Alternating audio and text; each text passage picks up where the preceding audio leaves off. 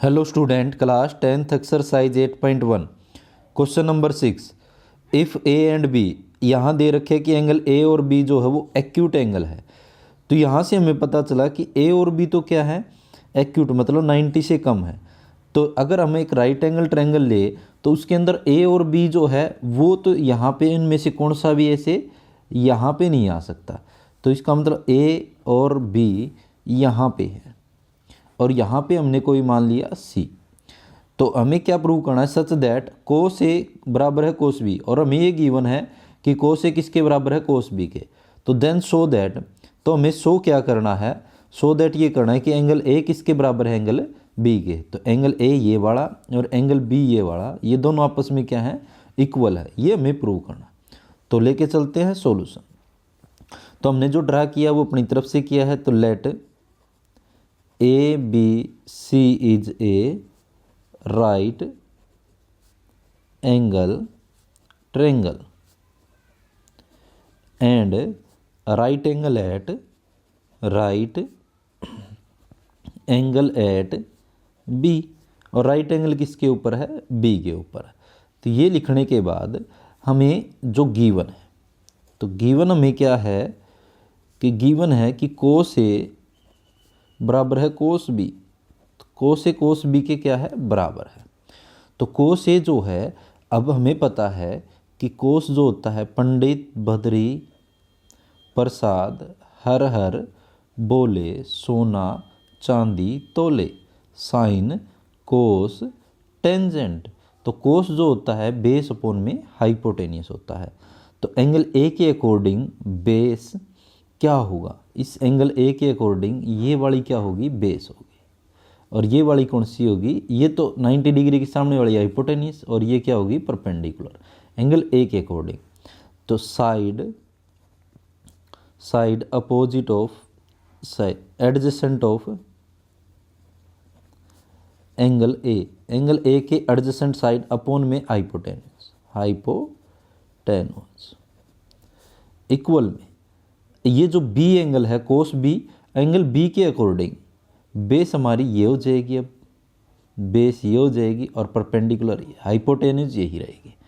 तो कोस यहाँ भी कोस है, लेकिन इसमें एंगल बी की बात करें, इसमें एंगल ए की। Side adjacent of angle B upon में हाइपोटेनस तो ये हमारे पास हो गया। तो side adjacent of angle A की एडजेसेंट साइड होगी ये वाली ए से लेकर सी तक, ए सी, अपॉन में हाइपोटेन्यूज ए से लेकर बी तक ये वाली ए बी, इक्वल में। तो यहाँ पे side adjacent of angle B के एडजेसेंट साइड बी सी, और इसके हाइपोटेन्यूज यही रहेगा 90 डिग्री के सामने वाली, इसमें कोई चेंज नहीं है।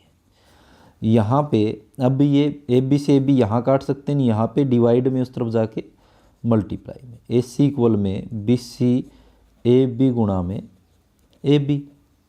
तो ए बी से ए बी कैंसिल हो जाएगा। तो हमारे पास क्या हो गया, इन ट्रायंगल ए बी सी में ए सी किसके बराबर आ गया, बी सी के। इस ट्रायंगल ए बी सी के अंदर हमने क्या प्रूव कर दिया कि ए सी साइड जो है ये वाली किसके बराबर होगी, बी सी के। तो क्या कह सकते हैं हम, अगर दो साइड अपोजिट है किसी ट्रायंगल के अंदर, इक्वल हैं, तो इनके द्वारा बने हुए एंगल भी क्या होते हैं, इक्वल होते हैं। तो हम कह सकते हैं एंगल ए इक्वल में क्या हो जाएगा, angle B. Reason, if two sides are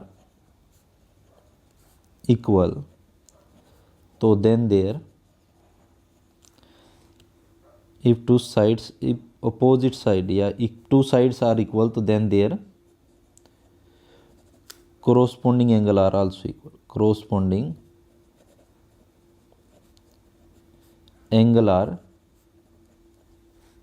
also equal।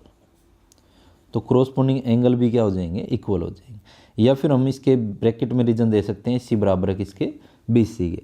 तो एंगल ए किसके बराबर हो गया, एंगल बी के। तो सो हमारे पास क्या प्रूव कर दिया हमने, एंगल ए किसके बराबर है, एंगल बी के। क्या हमें क्वेश्चन में यही पूछा था। सो दैट क्या हमें शो करना है कि एंगल बी ए के किसके बराबर है, एंगल बी के। तो हमने ये इसका यूज करके कोस ए कोस बी का यूज करके हमने ये प्रूव कर दिया कि एंगल ए किसके बराबर है, एंगल बी के। तो ये था हमारे पास क्वेश्चन नंबर 6। आशा है कि आपको समझ में आया होगा। तो वीडियो को लाइक शेयर सब्सक्राइब जरूर कीजिए। धन्यवाद।